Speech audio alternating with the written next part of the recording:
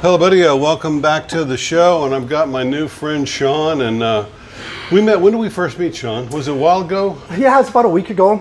I didn't meet you before. No, not in person. We Okay. chatted a few times on your live chats. and That's stuff what like it that. was. Yeah, I knew I'd heard about you before. And so you're from Canada, Yeah.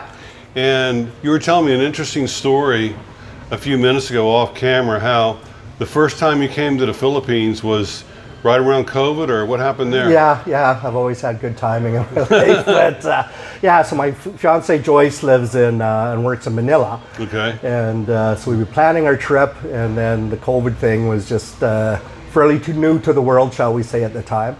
And we were deciding, well, yeah, I remember saying, well, I think the worst is behind us. Now, you were already here, or you were on your way there? No, I was on my way at that time. So I was Okay. still in Canada, decided to come. This is your first time coming, This is right? the first time coming. Yeah, this is the second time Okay. I've been here now. So we got here, spent about 2 weeks, I think, or so. Then President Duterte made a national address and was saying if you're a foreigner, well, basically they're putting the country on lockdown. Yeah, I remember And he that. said, yeah, so if you're a foreigner, you have to find arrangements to get back. Otherwise, there was a good chance that you'd have to spend isolation here, which is something that I did not want to do. No. So yeah, it just put everything. It was in motion for craziness, I guess. I was trying to get hold of my travel agency. They weren't answering calls. After like 6 hours, I got a hold of them. They said they'd find something, and hopefully 48 hours. We had 24 hours to get out, basically. Gee. I ended up finding a flight to Incheon in South Korea, and it was literally the last flight leaving Manila. Like they were shutting the airport down and everything. As I mentioned, we got to Incheon, and I felt like Tom Hanks in the terminal. Yeah. We got there. It was, with the exception of our flight, the airport was empty. Looking at terminals, and it was just cancel. All the flights were canceled. I had no idea if I was going to be there for an hour or a day or a week trying to find a flight to Canada. Were you vaccinated at the time, by the way? They make you get vaccinated? Yeah, while you're yeah, I there? had to be vaccinated. Okay, yeah. Yeah, so I was vaccinated. Yeah. So we finally found a flight that was coming through, and I can't remember for sure where it was coming from, but they had 2 seats left, and there was myself, another Canadian, so they ended up picking us up from there. Then we landed in Vancouver when we first got back to Canada, so we're thinking, oh gosh, they're going to put us in the rubber room and just ask us 100 questions, and that part of the flight was like 14 hours, and you just wanted to get home. Yeah, I still you had get another home, yeah. flight, and then a 2-hour drive after that. So our flight landed, another flight came in, and they just put us in this great big room, and this customs officer gets up and literally stands on a chair and says, if you have a cough, raise your hand. So everybody's like, no cough here, nothing to see here. If you have a cold sweat or a fever, raise your hand. So everybody's like, no, I'm good. And then that was it. They just said, okay, go. So I was thinking, okay, well, that's kind of cool. But then I was also thinking, well, for as big a deal as this is supposed to be, like, this seems to be pretty general. Was Canada pretty lax as far as during COVID? Like, in some countries, like everybody's wearing masks, you couldn't go here, movie theaters were closed, restaurants were closed. Like, Canada was very strict. Oh, was? Very strict. Okay. Yeah. And the thing was, like, I used to be in private business. I used to be in the restaurant and bar business. I had just sold before that, so luckily I had timing that was good for once in my life, but a lot of my friends obviously had their own place. And it was very frustrating for them because they'd be told one thing one day and they'd follow those guidelines, and then an inspector would show up and the rules had completely changed. I had one friend that owns like a pool hall and stuff, and they told him he had to remove every other pool table. God. Right? Because, Where do you put them? well, exactly. They're like, not it's that easy to move. No, and yeah, it was just frustrating. You could have a drink at your table, but you couldn't have a drink while you're shooting pool, and just so many No. It's, back and forth things. well, you know what they had here that was the most insane thing I've ever seen is that if you're on a motorbike, and everybody here gets around a motorbike, 90% of Right. Filipinos ride motorbikes. They put their whole family on there. So if you have a back rider, they call it, like a passenger on the back of your motorbike, you had to have a shield between you and them. And it was like a piece of plastic, you know, between you and your wife, who you sleep with every night, while you're riding your motorbike. She's holding on to this piece of plastic like the size of a window, you know, and it's blowing all over the place. And that was like the law. If you didn't have that, you got a ticket. And so if you had 3 people, you'd have 3 shields. You know, it was just insane. Wow. And even today, though, we flew in Cebu Pacific recently, and everybody had to wear a mask on the plane. But they got the jeepneys here, and they're packing them in like sardines again, no masks. Right. So I don't get it. But so anyway, this is your second time back here. So how long has it been since you've been here? 3 years, I think. So you were gone for 3 years since COVID? Yeah. Wow. So you haven't seen your fiance for 3 years? Nope. Wow, that's hard. Yeah. That's really very hard. But I guess you did a lot of video chats and stuff like that, huh? yeah, technology makes the world a lot smaller. Thank Yeah. goodness. And she's Thank a nurse, right, in Manila? Yeah. And so you're trying to bring her to Canada. We have been. That's been quite the process as well. But there's a misconception. People think, oh, I met guys, I met this great girl. I'm just going to bring her to Canada, you know, and it'll just all be great, you know. And Yeah. and we always also, there's a misconception thinking that Canada is way easier than America. Right. We kind of talked about that Yeah. before, right? Because Canada is accepting a lot of refugees that they're doing. And without getting political, it's just they want the numbers to come in, but it seems like there's almost 2 sets of rules. Like you said, Joyce is a nurse, and there's a shortage of nurses. All over the world. All over the world, right? And I've talked to the hospitals in my area and nursing homes, and they've all said, the second she's here, let us know. We have a job for her. Housing's getting to be a shortage in Canada too. She's going to be living with me, so she would be putting it in the system in day 1. Yeah, we've been waiting over 2 years trying to get her into the country. If you're from Afghanistan, you know, that seems to be the priority. If you're from the Ukraine, that seems to be a priority, which I understand. I mean, their lives are at stake. But at the same time, you can't put everybody else on hold and give Yeah, I'm people a the pass. citizen. You're a citizen. You pay Exactly, your taxes and I'm and paying everything. my taxes, and they're making these announcements, but they're not staffing for it, right? So there's over, last I heard, like a 2.5 million people backlog. 2.5 million. Yeah, Wow. and we don't even know where we are in the waiting list. So, you know, is she in the top 50,000? Are we 2 million down the road? Like, it kind of puts Joyce's life on hold too. She's had like you said, there's demand all over the world. So she's had a lot of opportunities where she could go work elsewhere in the world. But you have to sign a 3-year contract. So we're hoping it's not going to take 3 years to do. So we're passing on it, hoping our number's coming up so we can get her back to Canada. I got to introduce you to my friend from Canada, Joshua. And you guys got a lot in common. He owns his own business. Very successful man. He was just over here as a fiance that's here in the Philippines, who he's going to be bringing to Canada. And if I remember right, he has somebody doing a lot of this for him. And so I'll get his email to you somehow, or vice versa, because, you know, I'm sure he's a super nice guy. I'm sure he could give you some advice and maybe help you out a little bit. That would be wonderful. That would Yeah. be wonderful. We actually do have an agency that we're dealing with, but You said they kind of like ghosted you, huh? yeah, a little disappointing. You know, to me, hire professionals to. What do they charge you, if you don't mind me asking? From the time we started till the time that she's supposed to be arriving on my doorstep, it'll be $6,000 Canadian. Wow, that's a lot of money.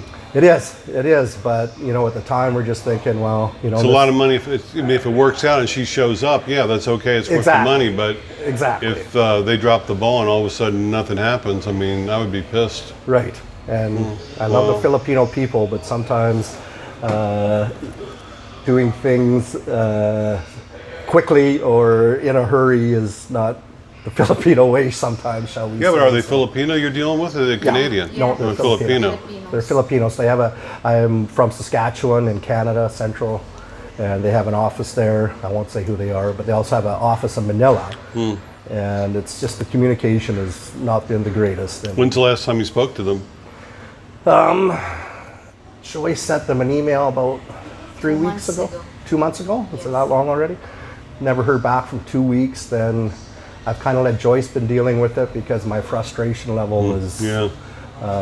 taking priority over professionalism sometimes, I guess is a good way to put it. And then I sent them an email. We've been waiting here over 2 weeks. We still haven't had a response. And then it's like, oh, hi, Sean. Yeah, we never received the email. And it's just one thing after another like that. So we're heading here to Manila Yeah, I'd show up at that office. first week in June. Yeah. Yeah, I'd just walk Go right to in. the office, and I'm going to go give the Canadian consulate a visit too, just to, if nothing else, find out where we are in the waiting line. That's a good idea. You know, so Yeah, I dealt with the consulate here when I renewed my passport. They're in Cebu, not in Manila, for America.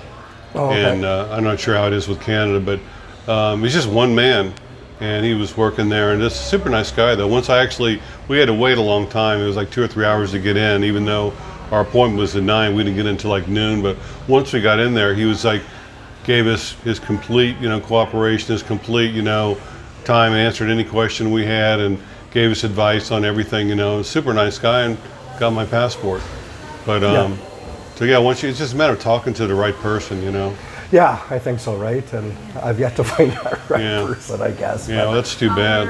Our agent is like recommended by my close friend too. Wow.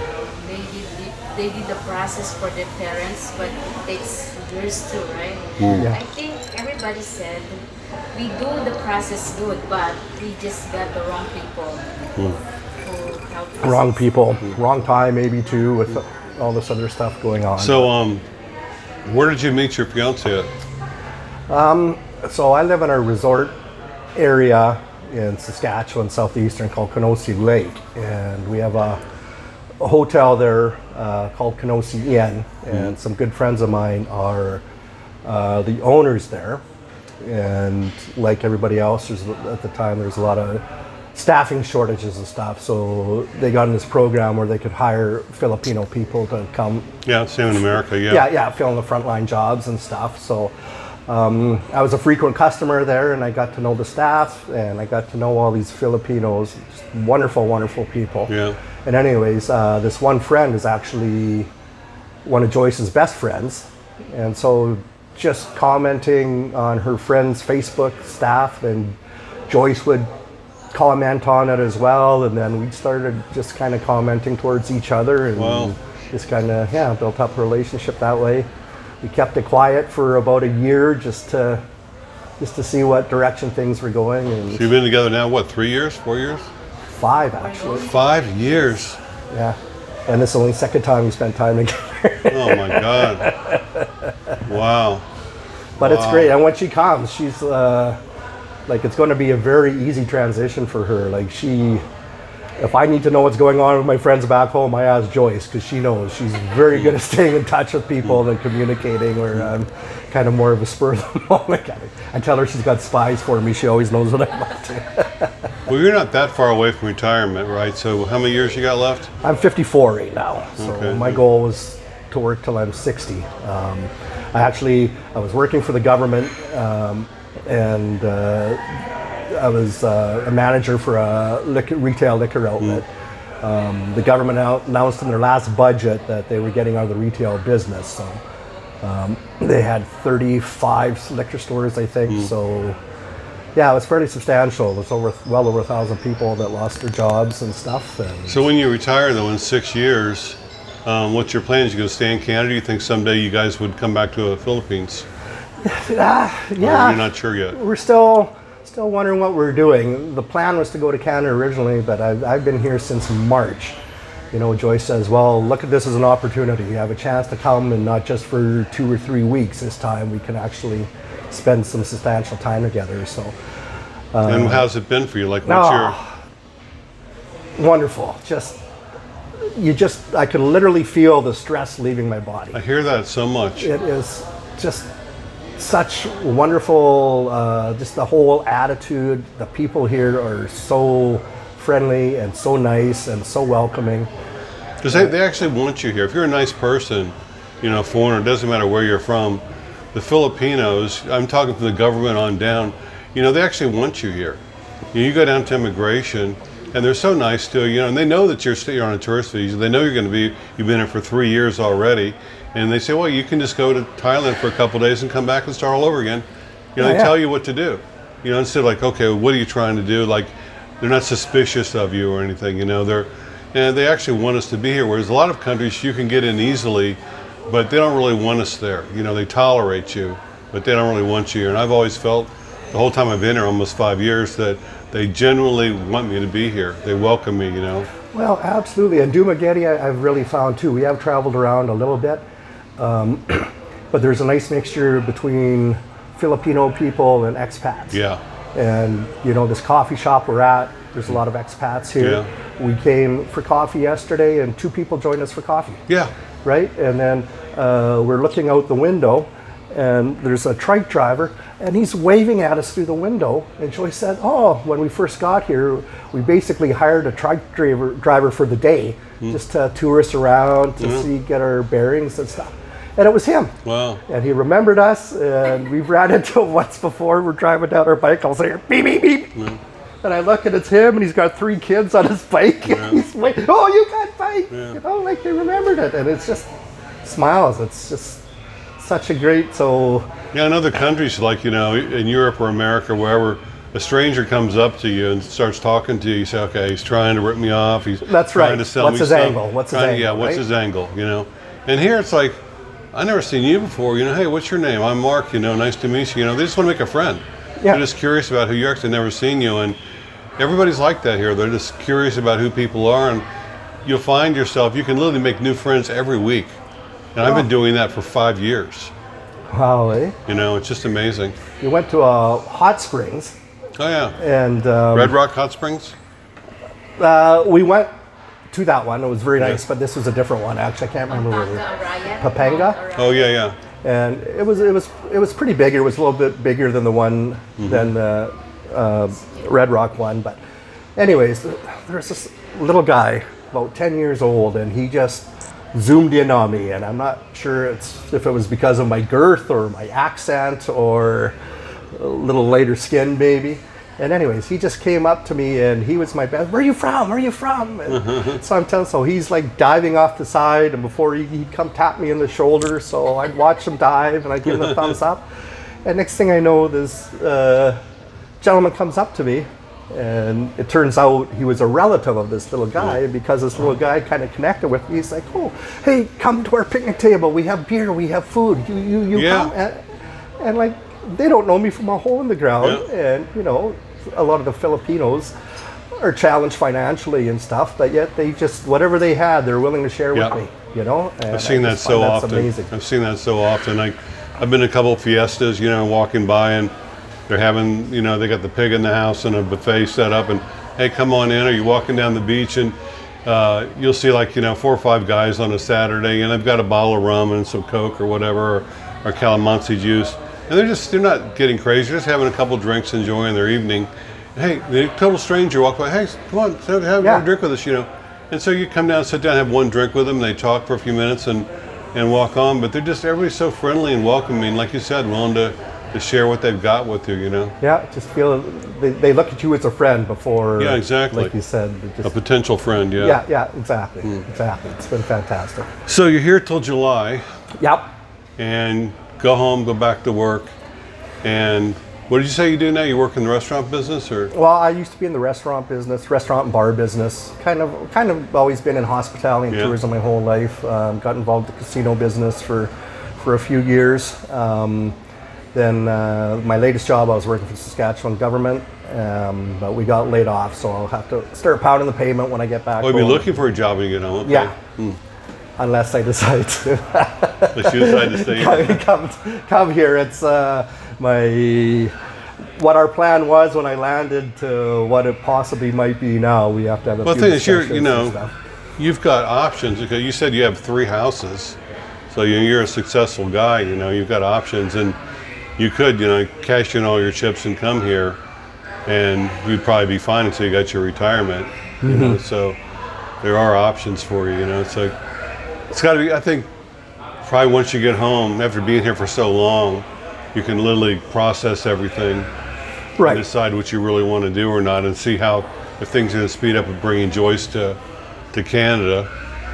But Yeah, lot there's to a few decide. things you have to decide. Like, and it's like a lot of my friends, you know, Mexico is a 3-hour flight, so they go to Mexico, but if they got to go back for something, they can go back no problem. You Yeah. know, when you're over here, you're halfway around the world. My mother's health has deteriorated here the last few years, and she's in her early 80s, and you know, I want to spend time with her, right? Yeah. You never know what the future's going to bring. So there's a lot of discussions we have to have yet, but it gets complicated. yeah, but I love Canada, but I love the Philippines too, and there's no snow in the Philippines. Yeah, That's why Joyce is excited. She keeps saying, "Oh, I want to see snow. I want to." he says that until she gets Exactly right. So I'm joking with her. Well, when you're shoveling out the driveway, my dear, when it's 40 below, we'll see how much you like it. We stayed in a hotel in BGC, and the room was real cold. And my wife gets out of bed, and her feet touch the floor. Oh, it's so cold. Oh, where's my slippers? Where are my slippers? And I said, and you want to come to America and see snow? You have no idea. You know, you want to go someplace idea. where you can take boiling water and throw it in the air and it comes down in snow. Yeah, Yeah. but yeah, you'll adapt. So you'll be home and find a job, and hopefully things will work out. And you can bring her over there, and then who knows? After 5 or so years, you might decide to come back here. Huh? Yeah, you never know, or maybe split our time. Who knows what the future will bring? I like where I live. You know, I've seen you kind of interview some people, and they weren't happy with the life that they had. I guess Yeah. is a good way to put Yeah, I it. hear So it a whether they're lot. looking for love, or looking for friends, or looking for whatever it might be, get away from the Yeah. snow and stuff like that. Where I am, I'm in a very good situation. Like, I have a nice house I live in. My neighbors are terrific. I have a lot of good friends. My hometown is like half an hour away, so when people come home, I'm the person that they kind of look up and to catch up with what everybody else is doing. We have a boat. I have a boat that I share with a friend, and we live on a lake, and we have nice golf courses, and just lots to do. And so I have a good situation there. So I'm not. Well, you know what I tell people is, like, if you've got a life like that, you know, people that come to the Philippines for different reasons. Like, you've already found the love of your life, so it's just a matter of getting her to Canada. Right. It sounds to me like that's the thing to do.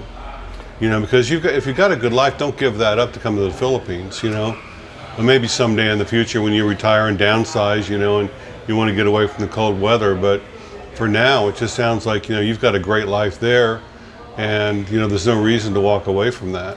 You know, just if you can get this thing sorted out with her visa.